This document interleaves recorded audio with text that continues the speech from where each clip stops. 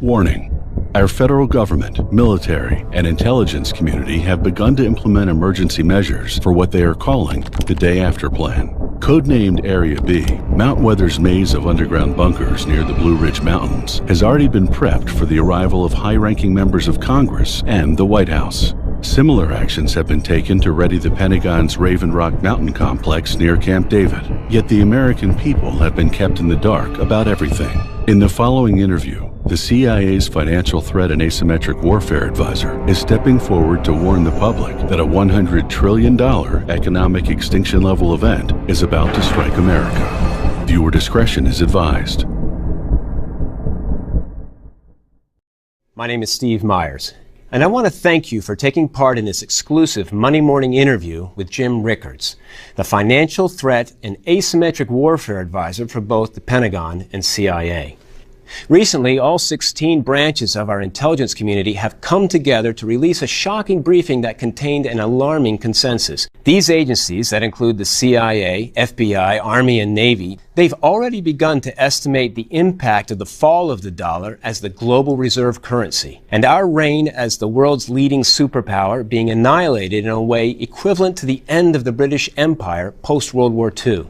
And the endgame could be a nightmarish scenario where the world falls into an extended period of global anarchy. Jim Rickards fears he and his colleagues' warnings are being ignored by our political leaders and the Federal Reserve. And we're on the verge of entering the darkest economic period in our nation's history, one that will ignite a 25-year Great Depression. Today we're going to examine everything he's uncovered, because the bedlam could begin within the next 6 months. Which is why every American should hear his warnings before it's too late. Jim Rickards, thank you for joining us. It's my pleasure, Steve. Glad to be with you. In the early 80s, you were a member of the team that helped negotiate an end to the Iran hostage crisis. In the late 90s, when it was discovered that the Wall Street firm Long-Term Capital Management was about to cause a total collapse of the financial markets, the Federal Reserve had to turn to you in order to stop this catastrophe from plunging America into a recession. And then, after 9/11, you were tasked by the CIA with investigating potential insider trading that took place prior to the terrorist attacks. That's exactly right. The problem was the CIA didn't have any capital markets expertise, and why should they? Prior to the beginning of globalization, capital markets weren't really part of the battle space. So the CIA engaged in some outreach. They recruited certain people, myself included, to bring the Wall Street expertise to the agency. This led to something called Project Prophecy. So what the CIA said, well, if there's going to be another spectacular attack, using price signals to determine the actions of participants in the market, whether it be terrorists or strategic rivals of the United States, could you spot it? Could you get the information and actually break up the plot and save American lives? This system you built with Project Prophecy actually predicted a terrorist attack that was thwarted in 2006. On August 7, 2006, I got an email from my partner. She said, Jim, we got a bright red signal on American Airlines. So she said, looks like a possible terrorist attack. We documented that. I was up at 2 o'clock in the morning in my study watching CNN, and all of a sudden MI5 and New Scotland Yard emerged to break up this terrorist attack. They were arresting suspects, removing files. So this showed that the system worked. It's not just good for predicting terrorist attacks, but also strategic attacks by rivals and enemies of the United States. For years now, you've been helping the Pentagon and CIA prepare for a rise in asymmetric warfare and financial threats. Because today there are immense fears we'll be struck by, as you've described it before, a financial Pearl Harbor. There's now concern in different branches of the U.S. government. Historically in Washington, the Treasury and the Fed take care of the dollar. The Pentagon and the intelligence community take care of other threats. But what happens when the dollar is the threat? Americans generally know that the Fed has increased the money supply by $3.1 trillion. We have $17.5 trillion of debt. We have $127 trillion of unfunded liabilities. What are those? Medicare, Medicaid, Social Security, student loans, Fannie Mae, Freddie Mac, FHA. You go through the whole list and it goes on and on and on. There's no way to pay it. During the boom years of the 1950s and 1960s, every dollar of debt that was created, we got $2.41 worth of economic growth. So that was pretty good bang for the buck. But by the stagflation of the late 1970s, that had actually collapsed. So now for a dollar of debt in the late 1970s, we were only getting 41 cents of growth. So obviously that's a huge drop off. You know what that number is today? Today we only get 3 cents of growth for every dollar of debt. So we're piling on the debt, but we're getting less and less growth as that trend goes from $2.41 to 41 cents to 3 cents. It's soon going to go negative. This is a signal of a complex system about to collapse. This really speaks to what you wrote about in your new book, The Death of Money. The title strongly alludes to this. The hourglass is now empty. You warn we're about to fall into a 25-year Great Depression, that the stock market could plunge almost overnight 70%. You know, when I use the phrase 25-year depression, it sounds a little extreme, but historically it's not. We had a 30-year depression in the United States from about 1870 to 1900. Economists actually call it the Long Depression. That was before the Great Depression. The Great Depression lasted from 1929 to 1940, so that was quite long. The U.S. is in a depression today. A lot of folks might disagree with you that we're currently in a depression. That word brings to mind images of the 1930s and soup kitchens. Well, we have soup kitchens today. They're just at Whole Foods in your local supermarket because 50 million Americans are on food stamps. It's not that we don't have distress. We have enormous distress, but it's being hidden in different ways. The unemployment rate today is actually 23% when you calculate it the right way. And you point the finger right at the Fed, Congress, the White House. I actually was in a meeting in the Treasury, and I said to the audience, the Fed and the Treasury are the greatest threat to national security, not Al-Qaeda, not some of the other threats out there, but right here in this building with this group, you people are destroying the dollar, and it's just a matter of time before it collapses. And I testified before the United States Senate about this. I warned the Senate, you know, maybe we can't stop earthquakes on the San Andreas Fault, but nobody thinks it's a good idea to send the Army Corps of Engineers out there and make the San Andreas Fault bigger. But by money printing and credit creation and reckless monetary policy by the Fed, we're making the San Andreas Fault bigger every day.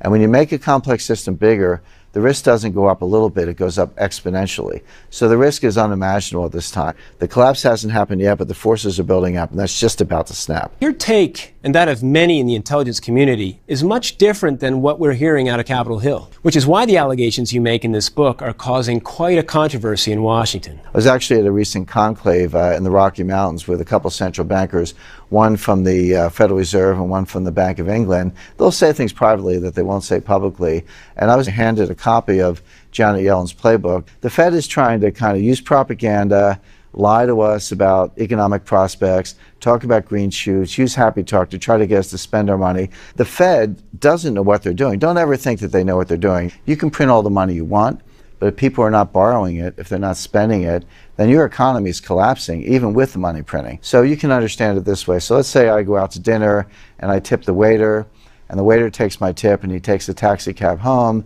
and the taxi driver takes the fare and puts some gas in her taxi cab.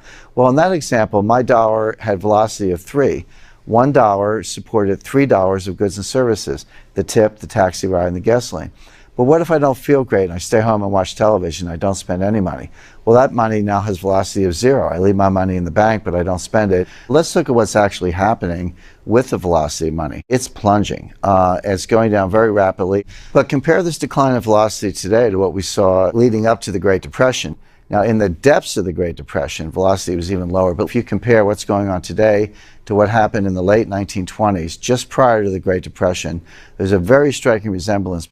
So it doesn't matter how much money the Fed prints. The Fed is trying desperately to bend the curve. Think of it as an airplane that's coming in for a nosedive. It's crashing, getting close to the ground.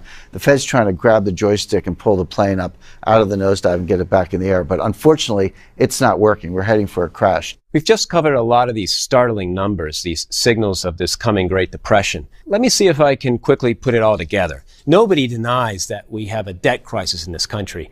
But you're saying we can no longer grow our debt without causing our economy to aggressively slow down. We're barely above water now. So that's signal number one. Signal number two is this dangerous slowdown in our velocity of money. It's already plummeting to levels not witnessed since the Great Depression in the 1930s. Are there any other signals the intelligence community is monitoring that suggest this collapse is right around the corner? There are, Steve. There are a lot of signals out there, and they're very, very troubling. One of the ones I'm watching closely, and I know people in the intelligence community focus on also because it covers so much ground. It's called the misery index. The misery index is you take the unemployment rate and you take the inflation rate and add them together and then just sort of chart that. You look at the misery index today compared to the period of stagflation in the late 1970s and early 80s that Americans remember so well, it's actually worse. This can lead to social instability. Take this back to the Great Depression. The misery index in the Great Depression was at 27, but today it's at 32.89. Believe it or not, it's worse today than it was during the Great Depression. What happens as the depression worsens? Businesses can't pay their debts. The bad losses fall on the banks ultimately fail. That's happened before. The Fed's there to bail out the banks. What happens when the Fed itself is in jeopardy? Based on these signals you've been tracking, the Federal Reserve is going to fail? The Federal Reserve actually in some ways already has failed. I spoke to a member of the Board of Governors of the Federal Reserve, and I said, I think the Fed's insolvent on a mark-to-market basis, and this governor first resisted, said, no, we're not. But I pressed her a little bit harder, and she said, well, maybe. And then I just looked at her, and she said, well, we are, but it doesn't matter. In other words, here's a governor of the Federal Reserve admitting to me privately that the Federal Reserve is insolvent, but said, it doesn't matter because central banks don't need capital. Well, I'm going to suggest that central banks do need capital. Look at this chart. What it shows you is that the Fed has increased its capital. It's currently about $56 billion. That sounds good. You say, gee, $56 billion is a lot of money. That's a pretty good capital base. But that's not the whole story. You have to compare the capital to the balance sheet. How much in the way of assets and liabilities is that amount of capital supporting? When you look at that, it's a much scarier picture because the actual liabilities, or debt, if you will, in the Fed's books are $4.3 trillion. So you've got $4.3 trillion sitting on this little skinny capital base of $56 billion. That's very unstable. Prior to 2008, the leverage was about 22 to 1, meaning they had $22 of debt on their books for every $1 of capital. Today, that leverage is 77 to 1. So yes, the capital has increased, but the debt and the liabilities have increased much more. Your warnings haven't gone completely ignored. In the budget he presented this year, Senator Rand Paul cited your work and how we've driven our economy to the edge of a Roman Empire-like collapse. In fact, we have footage of Senator Paul instructing Americans to listen to your warnings. Jim Rickards, author of Currency Wars, notes, the Fed is insolvent on a mark-to-market basis. The Fed has wiped out its capital on a mark-to-market basis. Of course, the Fed carries these notes on its balance sheet at cost and does not mark them down to market. But if they did, they would be broke. First of all, I give Senator Rand Paul a lot of credit. He's one of the people who understands the dangers here. But the problem is not limited to the Fed. It's infecting the private banking system as well. There's about $60 trillion of debt on the balance sheets of our banking system. For a long time, debt in the banks grew at about 2 times the rate of growth in the economy. But lately, this has exploded. Today, it's up to 30 to 1. In other words, for every dollar of economic growth, there's $30 of credit being created by the banking system. The whole thing's unstable. I can give you a very good example of this, and this actually comes from physics. If you had, let's say, a 35-pound block of uranium shaped like a cube, it would actually be fairly harmless. It's what we call subcritical. It's radioactive, but it's kind of tame. But now imagine you engineer it. You take that 35-pound block, you take one piece and shape it into something about the size of a grapefruit. Take another piece, shape it into something like a bat. Put the ball and the bat in a tube and fire them together with high explosives. That sets off a nuclear detonation. That destroys a city. The way it's been shaped and configured is what takes it from what we call subcritical to supercritical. Jim, are you seeing any signs that our stock market has reached a supercritical state? Well, unfortunately, yes, we're seeing a lot of signs of this. One of the ones that's really fundamental and really important is the ratio of stock market capitalization to GDP. Because you remember, the value of all the stocks in the stock market, that's supposed to represent the fundamental economy. It's not supposed to be off in a world of its own. But if you look at what's been happening to that ratio recently, it's going sky high. It's 203%. Prior to the recession, that number was 183%. Go back to the famous tech bubble, the dot-com implosion of 2000. At that time, it was 204%.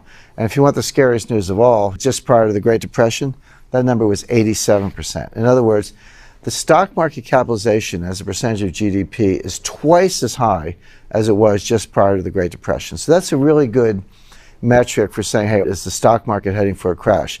All the data says, yes, we are. But there's another metric, another warning sign, if you will, that's even more frightening, which is the gross notional value of derivatives. There's a certain number of shares of IBM that are outstanding, but we know what that number is. But there's no limit on the derivatives. I can write options and futures on IBM stock all day long and all the other stocks on the stock market. And that's what's been going on. Now, The gross notional value of derivatives in the world today is over $700 trillion, not billion, 700 trillion. That's 10 times global GDP. This collapse is unavoidable. So, we ask ourselves, how bad can this be? Well, what happened in 2007, 2008 when the markets collapsed? We all remember the value of stocks going down, real estate going down, housing going down. All that lost wealth was $60 trillion. The problem is now the system is bigger, so I would expect the lost wealth this time to be $100 trillion, possibly a lot more. We're in this critical state, getting close to the supercritical state where the system implodes. But it takes a catalyst, it takes a flashpoint. There are a number of potential flashpoints I've investigated. Jim, in a few moments, I want to discuss the steps Americans need to take with their investments and personal finances to prepare for everything you and your colleagues are predicting. But now let's quickly focus on some of these major flashpoints. One of the key flashpoints we're looking at is foreign ownership of U.S. government debt. Now, this is a very important thing to understand. We all know that the Treasury has issued over $17 trillion worth of debt. The question is, who buys it? A lot of U.S. debt is owned by foreigners. Who owns it? China, Russia, other countries that are not necessarily our friends, but they can dump it when they want to. Well, guess what? That's actually what's been going on. Recently, foreign holdings of U.S. government debt have been plummeting. But it gets even more interesting than that. We talked earlier about the project I did for the CIA, Project Prophecy, and we said you can see not only market action, but rivals, enemies, terrorists, and others operating in financial markets. So we all know that Russia invaded Crimea in the spring of 2014, and Crimea is now effectively part of Russia. So let's say you're Putin. You know you're going to invade Crimea. You know you want to take over eastern Ukraine. You can expect U.S. financial sanctions. So what do? You basically mitigate the impact of the sanctions. Start dumping treasuries in advance so that when you make your move and the Treasury tries to come against you, you've insulated yourself. So now you go back and look at October. Here's Russia dumping treasuries month after month.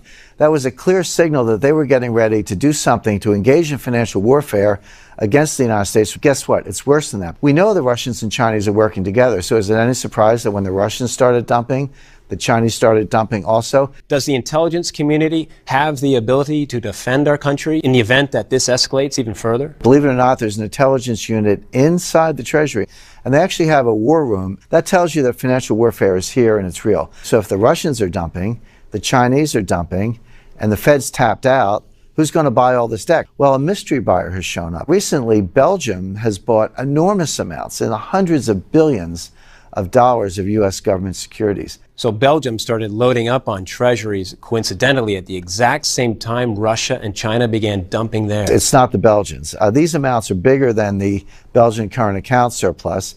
These are not Belgian dentists who are buying these things. Belgium is a front. Could it be the Fed itself? That's the point. Maybe the public doesn't know who the mystery buyer is, but the national security community does. Now, the Treasury, operating through this war room, and the Fed mystery buyer in Belgium, for now, have managed to prop up the Treasury market. It hasn't collapsed yet, but they're not going to be able to keep pulling these rabbits out of a hat. There's a limit. This should be very scary because if the Fed's tapped out, we talked earlier about how the Fed's leveraged 77-1. So the Fed's at the limit of what they can do. The foreigners are now dumping treasuries, and if no one buys it, guess what? Interest rates go up. That'll sink the stock market. That'll sink the housing market. Higher interest rates mean the debt gets higher, so interest rates go up some more, so you start a death spiral, and there's no way out of it. An attack on our treasury market is obviously a very serious flashpoint that could ignite this Great Depression you predict in your book. Let's talk about another flashpoint. What I call flashpoint number 2 has to do with the petrodollar. Can you explain what you mean by the petrodollar? It's basically a system whereby oil exports are priced in dollars.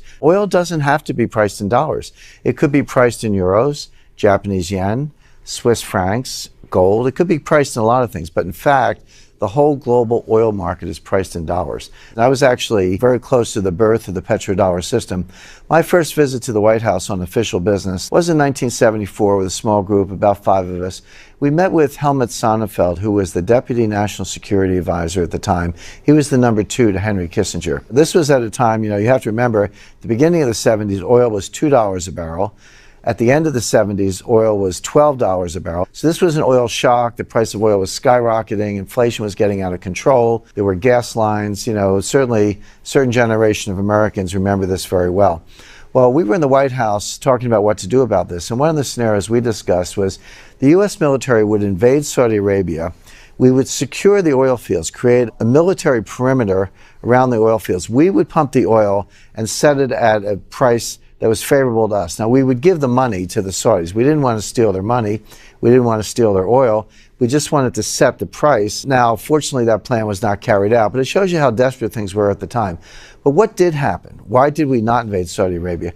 Well, the answer is Kissinger and the Saudis worked out a deal. And the Saudis said, okay, we'll price oil in dollars. So that secures the role of the dollar as the global reserve currency. But there was a quid pro quo. We agreed to guarantee the continuation of the House of Saud, the royal family of Saudi Arabia, and by extension, the national security of Saudi Arabia, because they're a relatively weak military power, and it's a bad neighborhood. A lot of enemies in the region, starting with Iran and others. So a question would be, obviously, did this petrodollar deal work? And it absolutely did work. Once it kicked in, the dollar roared. This was the period, sometimes people call it the king dollar period, the strong dollar period. This was after Volcker and Reagan in the 1980s. But this only continued up to a certain period of time, up until around 2000. And then since then, the dollar's been in a decline. So what could cause the fall of the petrodollar? Well, we're seeing it in real time. Think of the petrodollar, or the dollar's role as a global reserve currency. Think of it as a three-legged stool. So here's the stool, and it's got three legs. As long as the legs are standing, the foundation is firm, and the dollar will remain as a global reserve currency. But one by one, those legs are being pulled out. What are the legs? Well, the first one is Saudi Arabia. That was where the petrodollar deal began. Our side of the deal was we would guarantee the national security of Saudi Arabia. But lately, going back to December 2013, President Obama stabbed the Saudis in the back by anointing Iran as the regional hegemonic power. The president has been withdrawing American power from around the world, and his view is, well, we'll leave a friendly cop on the beat. Every sort of bad neighborhood around the world will have a cop on the beat. The president's decided that Iran is going to be the cop on the beat in the Middle East. They're going to be the heavyweight regional power. Where does that leave Saudi Arabia? Out in the cold. So now Saudi Arabia is saying, wait a second, you've undermined our national security. You've reneged on your side of the petrodollar deal. Why should we hold up our end? Maybe we'll start pricing oil in gold or euros or maybe Chinese yuan, because now increasingly Saudi Arabia is selling more and more oil to China. So the first leg of the stool has been pulled out. The Saudis are going to back away from the petrodollar because we're no longer guaranteeing their security, because we're playing footsie with Iran. Second leg of the stool is Russia. Now, Russia is not a member of OPEC, but they are the world's largest oil exporter, one of the world's largest energy exporters, actually bigger than Saudi Arabia. So even though they're not a member of OPEC, they also price oil in dollars. So they've signed on to the petrodollar deal in their own way. But we're now engaged in financial warfare. Russia's ready to fight back. And this is not, classified information. This is being said publicly. Andrei Kostin, president and chairman of Russian Vnestorg Bank, VTB Bank, it's one of the largest banks in Russia, he recently said, it's time to change the entire international financial system that considers the dollar the key reserve currency. The world has changed. There's another member of the Russian parliament. He said, the dollar is evil. We will sell rubles to consumers of our oil and gas, and later we'll exchange the rubles for gold. If they don't like this, let them not do it. Let them freeze to death. So two of the legs of the stool, Saudi Arabia and Russia, have already been pulled out. The third leg is China, and that leg is coming out too.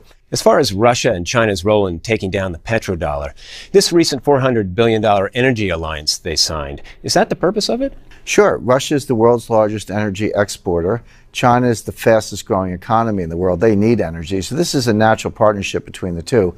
But the dollar is out in the cold. China is actually putting these yuan bilateral trade agreements in place all over the world. They're doing them one by one, but once there's enough trade and enough volume in certain currency, it can become a reserve currency. These are all straws in the wind leading to the collapse of the dollar as the global reserve currency. Jim, in your book, you investigate how nations are now using gold as a financial weapon. Is this one of the most dangerous flashpoints? It's absolutely one of the most dangerous flashpoints, and here's why. A lot of people look at the dollar and say, look, you may not like the dollar, you may worry about the dollar, but you've got nowhere else to go. But there is another place to go, which is gold. You don't have to buy treasuries, you can buy gold. And countries are actually doing that. So this is basically a global rebalancing of gold reserves. This is one of the things that the intelligence community is watching most closely, and China is our number one case. Here's why. China has acquired more than 3,000 tons in the past 4 years. Now they lie about this. They officially say they have 1,054 tons. The reason is China is using their own military and their own intelligence assets to acquire some of this gold in stealth. I recently ran into a senior officer of one of the major secure logistics firms in the world. Secure logistics, that means these are people who operate vaults and armored cars. So they handle the physical metal. They're not central banks, they're not government agencies. These are like Brinks and G4S and Viamat. These are the big players in this field. One of these officials said he recently brought gold into China at the head of an armored column of the People's Liberation Army. In other words, he was in an armored car and had armored personnel vehicles bringing gold into China. I guarantee that did not show up in the official Hong Kong import figures. Now, why is China doing this? A lot of people speculate that they want to launch their own gold-backed reserve currency. So take the Chinese yuan, back it with gold, make it a global reserve currency. That's extremely unlikely. That's not what China's doing. What they are trying to do is hedge against the collapse of the dollar. China can't prevent that from happening. What they can do is build up the gold reserves. This is known to the intelligence community. This is not publicly revealed. What if it were publicly revealed? Here's what global gold reserves would look like if the amount that China owns were actually suddenly revealed. This is a dagger aimed at the heart of the dollar. Jim, so far all of these flashpoints have involved China. Isn't this an economic suicide mission to attack America? There's something else here, another flashpoint that could melt down the global financial system. What if the U.S. doesn't bring the entire pyramid crashing down? What if it's China? Well, it could very well be. They have a highly leveraged banking system. But the banking system is just the beginning. There's also something called a shadow banking system. This is now a $7.5 trillion industry, and it's up 4,067% since 2005. This term shadow banking, it's starting to get play in the press. How would you explain it? If you put your money in the bank in China, it's just like the United States. They pay you nothing, zero, maybe, 1/4, 1%, something pathetically small. But they're offering these wealth management products that pay 5, 6, 7%. Well, what are they? Well, they take the money and they buy mortgages on worthless assets, inflated assets, and bubble assets that are going to crash. Before the crash in the United States, before 2008, new construction as a percentage of GDP growth, that was about 16%. 16% is a pretty big slug. But look at China. In each of the last 3 years, construction has been 50% of GDP growth. They're building white elephants, they're building trophy projects, they're building ghost cities. I've been to China. I was with the Communist Party officials and provincial officials. They were trying to get me to bring some businesses in. I went to one place near Nanjing. They weren't building 7 buildings, they were building 7 cities. Every city had a whole cluster of skyscrapers, luxury hotels, athletic facilities, housing facilities, high-end shopping, metro stops, highway access, and an airport to service all 7 of these cities. This construction was going on as far as the eye can see. It was all empty, all of it. Now here's the point. In the U.S. before the crash, it took about 4.3 years of income to buy the typical house. In China, it takes 18 years of income. Well, if they're building apartments and co-ops and condos and people can't afford them, the price is going to collapse. One of the senior banking officials in China said, this is a Ponzi scheme. Those are his words, not my words. I happen to agree. But we all know what happens to Ponzi schemes. Eventually, you run out of suckers and they collapse. Once you have enough collapses, there's going to be a run on the bank. The bankers are going to say, sorry, we can't pay you. It's not our problem. Well, that's not going to be good enough. Riots are going to break out. What does it mean when the world's second largest economy hits the brakes? That's going to be disastrous for global growth. It's going to pull the rug out from under the sky-high valuations we're seeing in U.S. stock markets. This is a setup for an entire collapse of the global economy. Jim, there's one more flashpoint I'd like to talk about. It has to do with a premeditated plan you believe exists inside the IMF and involves high-ranking U.S. officials to replace the dollar as the world's reserve currency. It's not just my belief. This is actually documented. It's a 10-year plan to replace the dollar as the global reserve currency. The IMF released a report this year. It was called, get this title, "The Dollar Reigns Supreme by Default." Here's a direct quote. "The aggressive use of unconventional monetary policies by the Federal Reserve, the U.S. Central Bank, has increased the supply of dollars and created risks in the financial system. The dollar's status should be in peril." Reserve is nothing more than a savings account for a country. That's the amount of money they've saved. But the problem is when you have it, you have to decide what to do with it. You can't just stick it under a mattress, so to speak. A lot of people think that the dollar will prevail because there are no good alternatives. That's not true. The dollar is declining sharply as a percentage of all the reserves. Imagine if that continued. The euro comes up, Swiss franc comes up, some of the other currencies come up. That's one outcome, but there's another outcome that's probably coming a lot sooner, which is that we have a financial panic in the world, and a central bank has to re-liquefy the world. Where's that money going to come from? It can't come from the Fed. They're leveraged 77 to 1. There's only one clean balance sheet left in the world. That's the IMF. The IMF, believe it or not, is only leveraged 3 to 1. When the next crisis comes, it's going to be bigger than the Fed. The only source of liquidity in the world is going to be the IMF. Think of it this way. The Federal Reserve is a printing press. They can print dollars. The European Central Bank has a printing press. They can print euros. Well, the IMF, the International Monetary Fund, has a printing press also. They can print something called the special drawing right, or the SDR for short. These SDRs can come along as a new reserve currency. The reason they came up with the name special drawing rights is because if they called it world money, that would sound a little spooky and scary, but that's exactly what it is. But here's the point. This may be a 10-year plan. We're not going to make it 10 years. This collapse will happen a lot sooner than that. So they're going to have to dust off this playbook and run out these SDRs and print trillions of them to prop up the system. Now, if the Fed bailed out private credit in 2008 and the IMF now bails out the Fed in the next financial panic, who runs the IMF? Who's really in charge? Well, it's a nice crowd. You got kings, dictators, communists. They're unelected, unaccountable. And this is the next flashpoint. Really, the IMF taking over the world monetary system, becoming the central bank of the world, printing world money called the SDR. Jim, these flashpoints, the attacks on our treasury market and petrodollar, China's stealth gold run, China's inevitable collapse, even this alarming inside job to take down our dollar that's escalating at the IMF. We've only scratched the surface of what you reveal in your book. But really the most important message I took away from reading The Death of Money is that regardless of which flashpoint unleashes the 25-year Great Depression, folks need to understand it's coming, and coming quick. Steve, that's exactly right. There is a mission in this book, and it's urgent, and it's important. We're talking about a prolonged depression. We're talking about massive deflation, massive unemployment, rampant bank collapses, a 70% best case scenario stock market drop. This could all start within the next 6 months. Look at it this way. Americans right now are standing at the very bottom of a tall mountain, Mount Everest, Mount Kilimanjaro. About halfway up the mountain, there's a catastrophic avalanche barreling down towards us. Determining the one snowflake, the one flashpoint that's going to speed this chaos up shouldn't be our focus. Recognizing the severity of the situation and moving to safety should be. So mission one is helping people hold on to what they've got. That's going to be more than half the battle ahead. Jim, as you know, Money Morning believes so much in your book, as well as your mission to warn the public, that we'd like to send free copies of The Death of Money, the coming collapse of the international monetary system, to everyone who is watching this interview. Now, it's on bookshelves. It's being sold for about $28. But I want to point this out. The version we're sending folks is different than the one being sold in stores. And the reason why is simple. What we're talking about today is not light reading material. And the book investigates everything thoroughly, except for one part. It's what our government calls, and to be clear, this is what they call it, the day after plan. This describes what America and our government will be like when our economy collapses. Now, I have an unpublished chapter that does outline the situation. It's called The Day After Plan Declassified.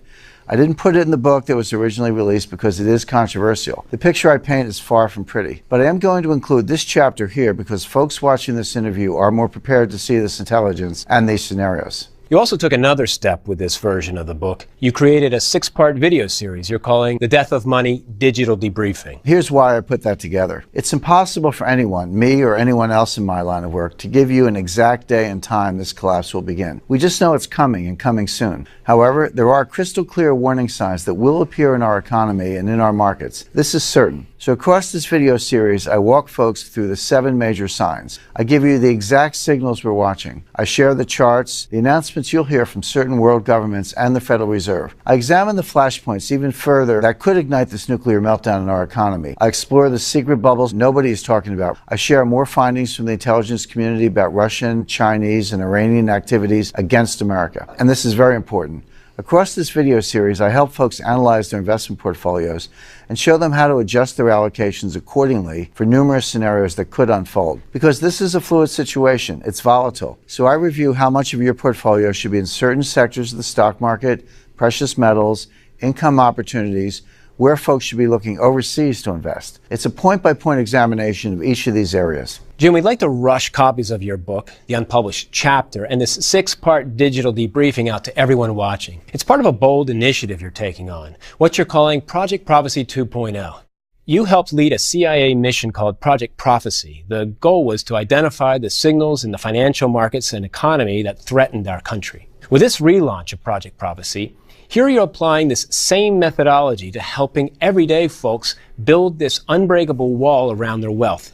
Let's talk about what you've created. Steve, I realize much of what I've revealed today is a shock to the system. America is facing one of its darkest periods. There's no escaping that. And some of the measures folks are going to need to take to protect themselves may be outside their comfort zones. So I'm going to take a hands-on approach here. My book, the unpublished chapter, and digital debriefing will give them the big picture.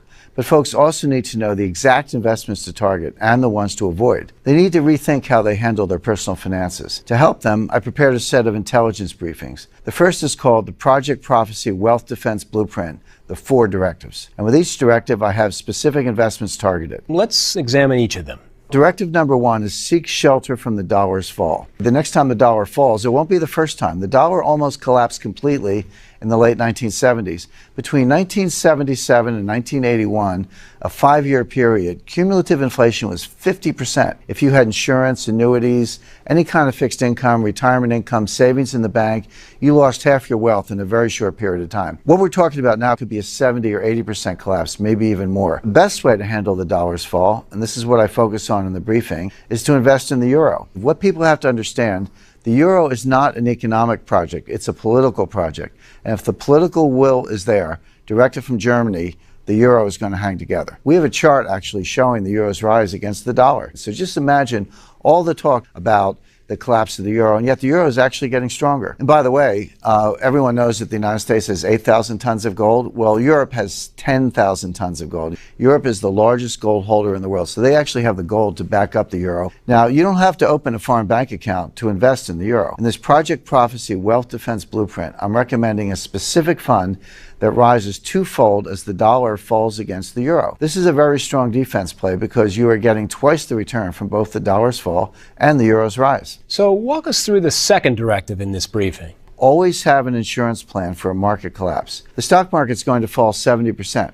Now, does that mean you shouldn't hold stocks? Folks should make that decision for themselves, but there are ways to use the market itself as a safety net. I'm recommending we target the sector that will experience the most severe consequences of this collapse. The financial sector, the companies that are holding all these toxic derivatives. These are going to fall harder and faster than anything else. So I examine a specific fund in this briefing that is heavily weighted against the financial sector. It rises 3% for every 1% the financial sector pulls back. So 25% pullback, that's a 75% return from this fund. If it falls 70%, now you're looking at a 210% return. What this fund allows you to do is use a small amount of capital to multiply your protection against a market crash. It's excellent insurance. So take us through the third directive. Directive number 3 is a common sense idea. Invest in what people can't live without. When America experiences this worst case scenario we are predicting in the intelligence community, people won't stop needing food. They won't stop using energy. They won't stop using essential goods and services. This is where folks should be looking now. So in the briefing, I'm recommending water investments because you can't live without water. And we're already seeing water investments begin to take off. This sector has been surging since 2009. It's up about 200%. I'm targeting a water processing company that operates 47,000 miles of water pipelines across 16 states and 1,500 communities. Now, this is a sleeping giant income play. This water processor's dividend has grown every year. It's up 55% already, and income is something we can't live without either. And besides water, the briefing also focuses on a company that provides emergency medical supplies, because that's also a necessity. Jim, you have one more directive in this briefing. Warren Buffett's secret weapon. Target companies who control hard assets.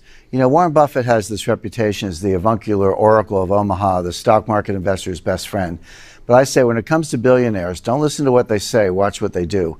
Warren Buffett's recent acquisitions have been very revealing. A few years ago, he bought the Burlington Northern Santa Fe Railroad. He bought the whole railroad. He actually took it private. Well, what is a railroad? A railroad is nothing but hard assets. They have right-of-way, mining rights adjacent to the right-of-way, rail, rolling stock, yards, switches, signals. It's all hard assets. How does a railroad make money?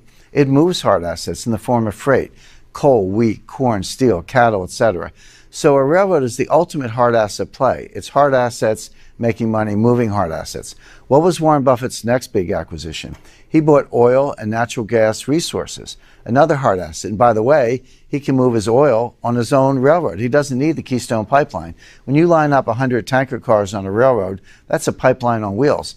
So Warren Buffett is a guy who's dumping paper money, getting hard assets in the form of railroads, oil, natural gas. If it's good enough for Warren Buffett, it's good enough for everyday Americans. This is the most important of the directives. So I have the top 6 companies who have built these hard asset escape plans into their business models. Now, the second intelligence briefing you've created, it's called the Project Prophecy Watch List, 30 stocks that will soon collapse. Take us through this. Steve, during the original Project Prophecy for the CIA, we built a tracking system, a watch list of the 400 stocks most likely to signal a coming attack on America. But in the years that followed, we kept modifying its capabilities so it could identify the companies that were in danger of collapsing. This intelligence briefing reveals the 30 stocks that are now at the top of that list. Now, when folks see these stocks, it may shock them. These aren't microcaps or small caps because they don't have the capability to do widespread damage. These are 30 of the most widely held stocks in the retirement accounts and 401ks of everyday Americans. Most are large blue chips. That means everybody watching today is probably holding 1, 2, or more of them, and they are vulnerable to complete annihilation. Now, inside this list of 30, I've singled out the 10 that are currently at a red alert status. This means that if you are holding them today, you need to not be holding them tomorrow because the clock is running out on them. They are already at risk of failure before the worst of what's coming appears. Now let's talk about the final intelligence briefing you've created, the Project Prophecy Hard Assets and Personal Finance Playbook. I'm advocating people, if they aren't already and they have the means to do so, to start exploring adding hard assets to their overall portfolio. This intelligence briefing covers them all, from land, including farmland, to certain antiquities and art that holds value, as well as physical currencies and precious metals. I'd like to focus on one precious metal in particular, gold. Now, in the book, you reveal how China has successfully manipulated gold's price to keep it low while they stockpile it in their reserves. But you're bullish on it moving forward. However, you do write that people may be taking a dangerous approach to gold investing. It's become fashionable in recent years to invest in gold ETFs. The GLD ticker is the headliner. The logic on the surface makes sense. You can secure gold without having to acquire it physically and store it. You can even, theoretically, at least they tell you, you can cash in your ETF shares for physical gold if you so choose in the future. This is the problem. That's not true. The everyday American does not have that ability. Here's how to think about the gold market. Imagine it's a pyramid, but it's inverted. The point is down at the bottom and the wide base is at the top. There's a little tiny bit of physical gold at the bottom. On top, you have all these forms of paper gold. What are they? Gold leasing, unallocated gold forwards, gold futures, gold options, gold ETFs. These are all what I call paper gold. They give you contractual rights, but there's no assurance you'll ever get your hands on physical gold. Now, what's happening is this whole pyramid is getting larger and larger, but the amount of physical gold, the floating supply, is disappearing. When gold moves from the GLD warehouse to the Chinese warehouses in Shanghai, which it is, it's been moving from west to east in very large quantities. Once it goes to Shanghai, it's no longer part of the floating supply. That gold is never going to see the light of day, at least not for several hundred years. So the total supply may be unchanged, but the floating supply is dropping. That means this little brick at the bottom of the pyramid is getting smaller and smaller. One of two things has to happen. Either that paper pyramid has to shrink, or the whole thing's going to become wobbly and tip over. So if you have GLD, you only have shares and you will only ever have shares. You cannot get your hands on the gold. So with this intelligence briefing, I tell folks to stay away from gold ETFs, and instead I talk about 3 specific precious metal coins they'll want to look into immediately. Now let's examine how folks can fortify their personal finances from these dangerous times that are fast approaching. This is very important, because if you protect yourself with your investments, yet don't take the same measures with your personal finances, you'll experience the same outcome, and it won't be a good one. The bank you choose to keep your money in is now a critical decision, because that bank may not be around next year or the year after as everything escalates. So I talk about the safest banks and credit unions. These will not collapse. You should make sure your money's in one of them. I show folks which CDs and conservative income opportunities are most shielded from risk. I talk about the 10 safest cities for the future. These are the ones with the strongest local economies. They have industries that will continue providing jobs. Their crime rates are low now, and they have the best chance of staying that way, even in the darkest times. Retirees should be looking near these areas. Plus, I also examine which careers will be the safest, because real unemployment and underemployment is already an epidemic, but it's going to get much worse. Jim Rickards, what you revealed today in this interview is nothing short of a wake-up call. Thank you for joining us. It's my pleasure, Steve. Today, Jim Rickards stepped forward to warn you about a coming catastrophe the intelligence community fears is at our doorstep. But as you saw, he's also working to help everyday folks across the country prepare for it. And we at Money Morning want to do our part as well. That's why we'd like to send you a free copy of everything Jim has prepared, what he's calling the Project Prophecy 2.0 Action Plan. It includes his New York Times best-selling book, The Death of Money, The Coming Collapse of the International Monetary System, as well as the controversial unpublished chapter, The Day After Plan, Declassified. Plus, the 6-part video series, The Death of Money, Digital Debriefing. These pieces will help you understand the coming crisis. And then you'll receive the resources you need to stay safe from it. With Jim's Project Prophecy Wealth Defense Blueprint, he'll reveal 10 investments in foreign currencies, international stocks, and American companies that will protect you. Then, with the Project Prophecy Watch List, he'll alert you to the 30 stocks that are most in danger of collapsing. And finally, with his Project Prophecy Hard Assets and Personal Finance Playbook, you'll receive a specific plan and specific strategies for adding hard assets to your portfolio. And you'll be given an easy-to-follow checklist that will walk you through the measures you can implement immediately to strengthen your personal finances. There's a button below this video where you can learn how to claim his Project Prophecy 2.0 action plan for free. And I strongly suggest you do so, because if Jim and his colleagues at the Pentagon, CIA, and across the entire intelligence community are right, there isn't much time left to protect yourself. I want to thank you for joining us today. I'm Steve Myers. Stay safe.